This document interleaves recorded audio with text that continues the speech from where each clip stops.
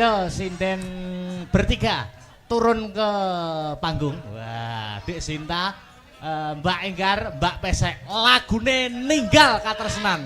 Wah, nggo ngendoni swasana kang kenceng ngregengke kahanan ben gayeng. Oke, yo, ayo, Dik Sinta, Mbak Enggar, Mbak Pesek, ya, Ninggal Katresnan Astabrata.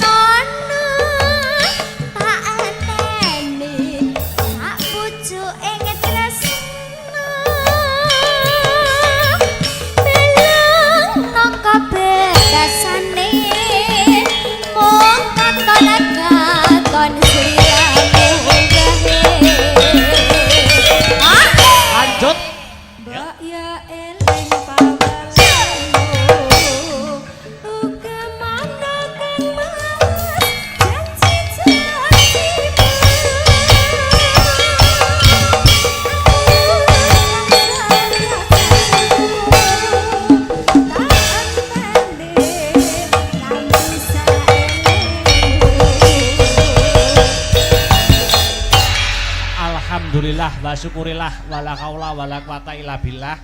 Hasbunallah wa ni'mal wakil, ni'mal maula wa ni'mal nasir wala haula wala quwata illa billahil aliyil azim. Nduk, Limbuk, piye yung? Ambekan sih ya, Nduk. Heeh. Apa-apa ki yen ora nggo ambekan ngongso dadine kesel, dadine ora apik, dadine ora becik. Oh iya. Ora lali sepisan ngucapke sujud syukur marang kersaning Gusti Allah Subhanahu wa taala, Tuhan yang Maha Esa yang Widiwasa ya, Nduk. Ngono ya, Mak. Margane merga wis maringi malimbar kenikmatan, katentreman, wujude kesehatan lahir kang sarta batin, Nduk. Muka tanpa nikmating pangeran.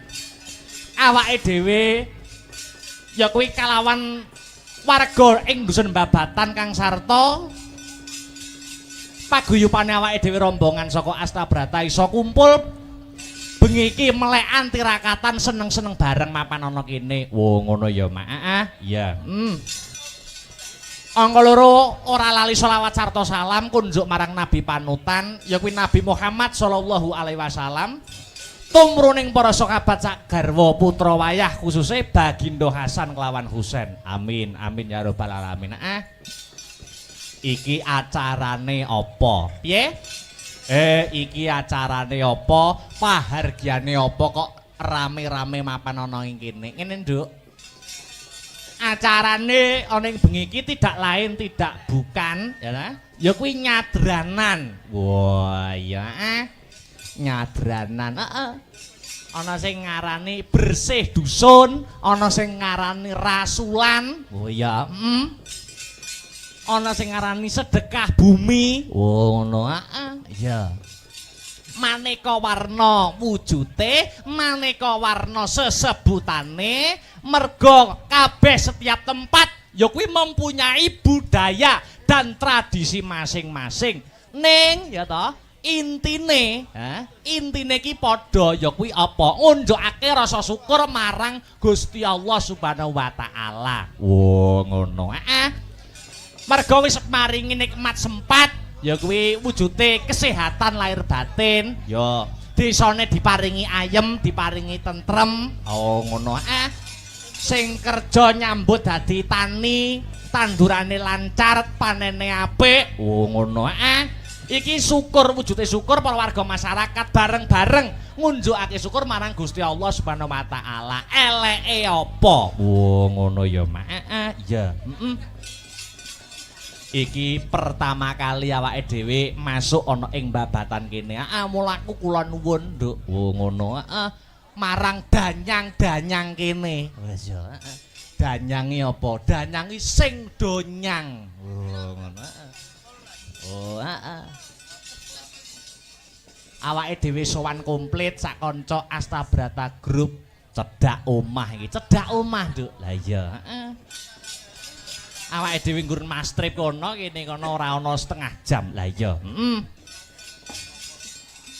Senadyan iki peraturan surat edaran tentang hiburan wayang kulit isih durung resmi tekse durung entuk izin sewengi iki engko isih setengah malam nanging awake dhewe ya patut bersyukur, awake dhewe ya patut mengacungi jempol ya, Mak. Bersyukur wajib, Nduk. Ngacungi jempol marang warga masyarakat kang mapan ana ing Babatan kene. Ngono. Masalahe di tengah-tengah iki urung antuk keputusan izin ya tentang hiburan sing seperti sedia kala ning awake dhewe warga Babatan khususnya isih diparingi kesempatan nggo nglanjutke tradisi ya kuwi tradisi nyadranan. Oh ngono. Mergo tahun-tahun yang lalu ya kuwi terhalang penyakit pagebluk COVID-19 atau corona. Wah, ngono. Sithik mboko sithik, step by step, Nduk. Ora masalah, ora masalah. Wah, iya. Iya, Mak. Nanging ngambak iki mengko ora sewengi, ambak awake dhewe uga lagi pertama kali ngambak ing dusun Babatan kene. Nanging tak akoni antusias warga masyarakat kang mapan ning Babatan kene patut diacungi jempol kok, Nduk. Ngono ya, Mak. Penontone kebak luar biasa, hebat wiwit sore mau. Wah, ngono. iki membuktikan membuktikan bahwa penonton khususnya ning babatan ki ora mung penonton hiburan, ora mung penonton wayang ning uga pengamat wayang. Oh iya mak iya. Sanggite dirungokke, sabete digatekke. Heeh. Dadi apa-apa ki mangan, Nduk. Lah iya, muga-muga awake dhewe ana ing taun-taun ke depan iki tetep bisa nyambung tali silaturahmi, tali paseduluran karo para warga masyarakat kang mapan ana ing dusun babatan kene. Amin amin, Nduk. Amin ya rabbal alamin. Heeh. Wah, luar biasa. Matur nuwun dumateng para panitia sumrambahipun para warga kang mapan wonten ing babatan dene wis maringi kapitayan kepercayaan kanggo awake dhewe sakanca ketiban sampur gelar-kelir gantung gong mapan ana ing kene. Oh ngono ya, Mak. Khususe matur nuwun marang ya kuwi Bapak Marwan. Oh ngono Mbah Marwan. Iki sing request lakon. Oh iya.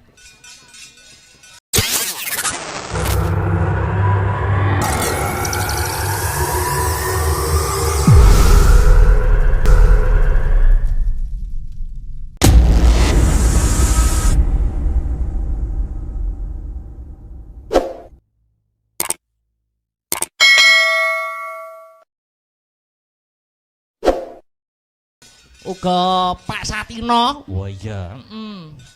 Luar biasa. Lan sedaya panitia ingkang boten saged kula sebataken setunggal mbaka setunggal intinipun kula matur nuwun. Amin. Amin ya rabbal alamin. Luar biasa, Nduk. Heeh. Nek ngajeni seniman para warga masyarakat khususnya para panitia iki hebat tenan kok, Nduk. Ngono ya, Mak. Aku sak rombongan lagi teko. Wah, suguhane banyu mili. Suguhane banyu mili, suguhan metu, ya ingkung, soto, ya banyu mili, Nduk. Bareng aku ning guri, bareng aku ning jeding. Lah kok jedinge ora enek ciduke. Ya. Lah terus tak celupne ngono ya, Mas. Ya.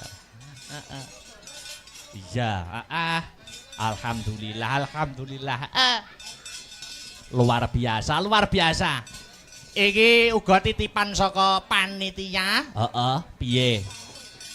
Iki mau ora ana sambutan, ora ana kata sepatah kata dua patah kata mergo menghemat waktu, mergo ora sengi. Ya, mula saka panitia aku mewakili, aku dikon ngandharake, aku dikon menggarisbawahi bahwa pagelaran malam hari ini panitia mengucapkan terima kasih kepada seluruh warga masyarakat kang mapan ana ing dusun babatan awet sengkut gumergut gotong royonge. Wo ngono urunan ya ta perjo bareng ya nglumpuk bareng. Oh iya ya didongake ana ing acara kene nyadran kene didongakne ndrok nok anakku limbuk muga-muga bubar rampung acara nyadranan ana ing babatan kene muga-muga babatan kene dadiya ya dusun sing baldatun thayyibatun warapun ghafur ayem tentrem gemah ripah karta tata raharja murah sandang kelawan pangan adoh saka bencana alam para warga masyarakate pinyaringan rejeki ingkang kathah melimpah tur kebak marang barokah Allahumma amin. Wah ya wah luar biasa. Iki bersih dusun nyadranan kang mapan ana ing babatan kene iki menggambarkan nasionalisme, nek ku ngarane siji nasionalisme, loro gotong royong. Kok iso biyung ngandhakake kaya ngono? Mergo apa? Mergo bersih dusune babatan ki bareng ya kuwi kang mapan ana ing bulan Juni iki bulane Bung Karno. Oh ngono. Dadi adanya bersih desa ki semangat nasionalisme. Wah ya beda agama ora aja nganti padu, beda panemu aja nganti satru. Wah iya, beda pilihan aja nganti gontok-gontokan. Iya Mak, iya ngestokake dawuhmu. Iki ngepasi bulan Juni bulane Bung Karno, ya toh? Dadi temane nasionalisme. Ana ing bersih desa kene, bersih dusun kene. Sadurunge ngunggahke sang bintang tamu ngaturke sak tembang sing mares sing gumiak kanggo membangkitkan jiwa-jiwa nasionalisme, patriotisme. Apa kuwi 4 pilar. Wah iya, heeh. Pelok-pelok, heeh. Ya kuwi 4 pilar. Ya kuwi Pancasila, Bhinneka Tunggal Ika, NKRI karo Undang-Undang Dasar 1945. Bukane buka bonang. Oh ya, oh ya anggitane almarhum Maestro Pedalangan Ki Haji Mantep Sudarsono. Wah iya, 4 pilar, Monggo dadoske kanggo membangkitkan rasa nasionalisme warga dusun Babatan. Monggo dados. Yo.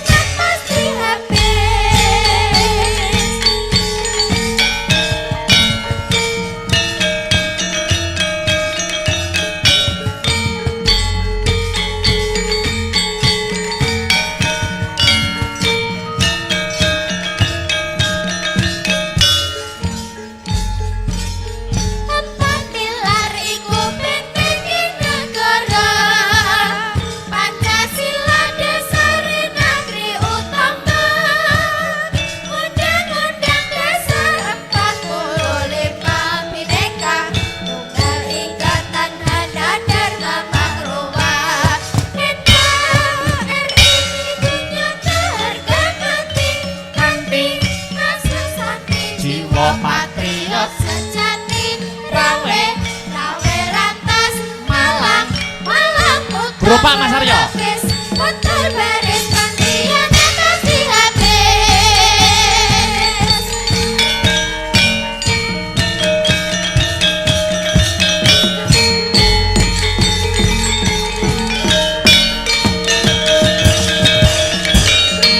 Empat pilar wis katur. Pagelaran pada malam hari ini di live streaming Asta Brata Media kelawan Radio Jos. Oh iya, Radio Jos ki orang nggo radio ning ya live streaming duwe akun YouTube. Oh ngono. Jadi penonton sing ora iso kepareng rawuh mrene iso lumantar live streaming. Oh iya. Ayo iki ding ditunggu-tunggu. Kudu lumaku sing dianti-anti kudu dadi bukti. Apa bintang tamu sing wis diarep-arep karo warga masyarakat kang mapan ana ing Babatan. Dik Niken Salindri. Iya, Spote Mas. Mas Aryo, monggo wis, Ayo, Niken Salindri. Yo.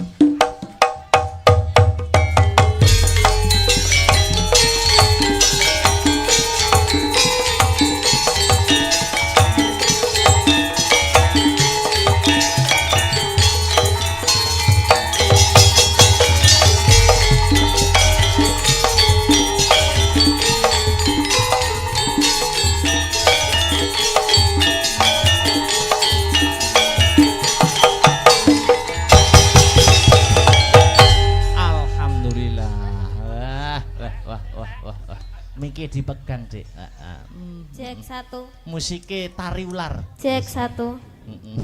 Mas, tak garap spot ki jane iki janjian sik ngono lho, Mas. Oh, ngono. Lah ngono nduk ngono. Ben ngerti mandeke ngono lho, Mas. Oh. Nggih niki saderengipun nggih sugeng dalu Mbak Cange. Wilujeng dalu Dik Niken Salindri. Alhamdulillah pripun pawartosipun? Pripun kabare, pripun pawartosipun? Alhamdulillah, sae Mas. Panjenengan pripun Mas? Alhamdulillah dongamu ya Alhamdulillah. sehat wilujeng kebagas warasan. Nggih alhamdulillah saged kepanggih malih nggih Mas teng Desa Babatan. Babatan. Ah, Kecamatan Kecamatannya Nganjuk. Kecamatan Nganjuk nggih. Warung Otok nggih Mas. Niki Warung Warung Otok. Otok nggih. Betul, Warung Otok. Nggih, Warung Otok Nganjuk. Nggih. Wah, luar biasa malam hari ini malam yang ditunggu-tunggu, malam yang dinanti-nanti. Suasana penontonnya gimana, Suasanane Duk? tumplek-blek Mas. Wah, bakul-bakul do rame alhamdulillah.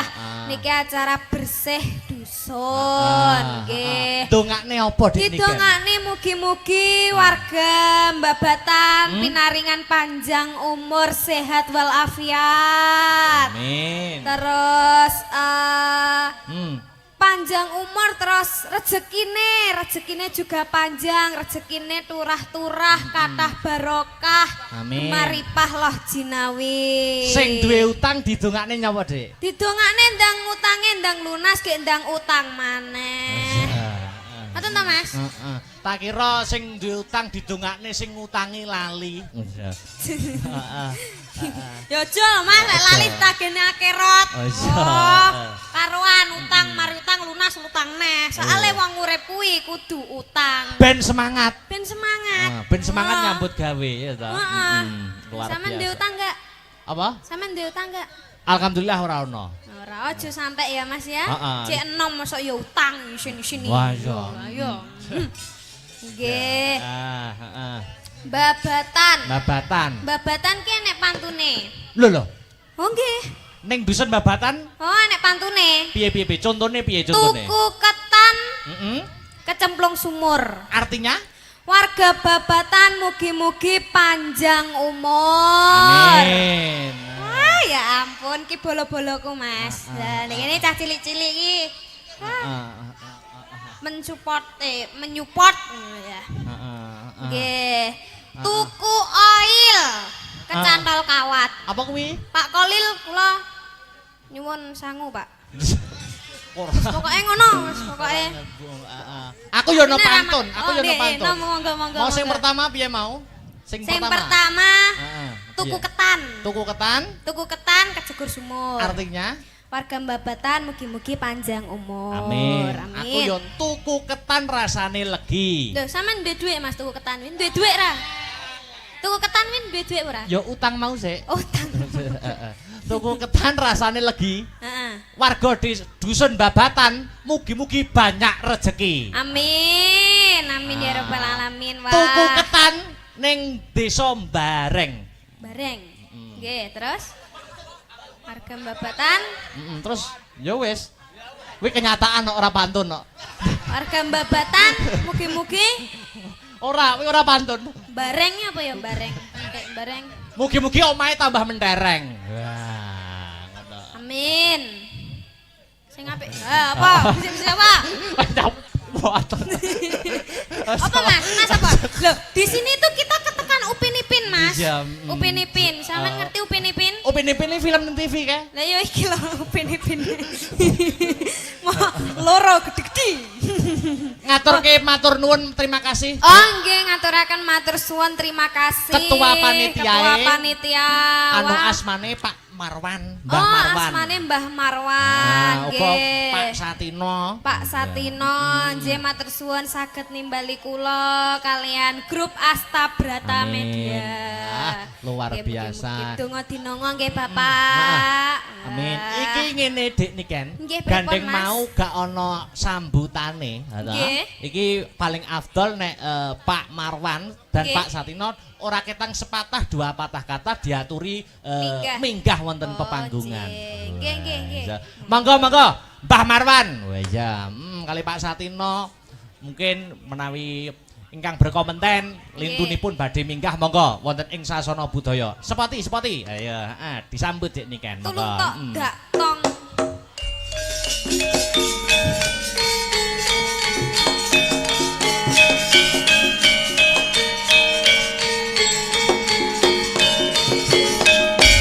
Ah, wah.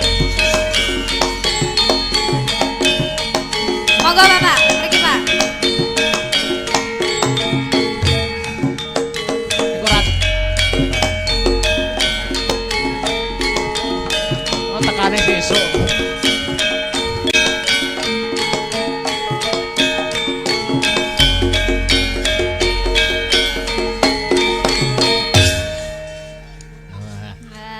Alhamdulillah.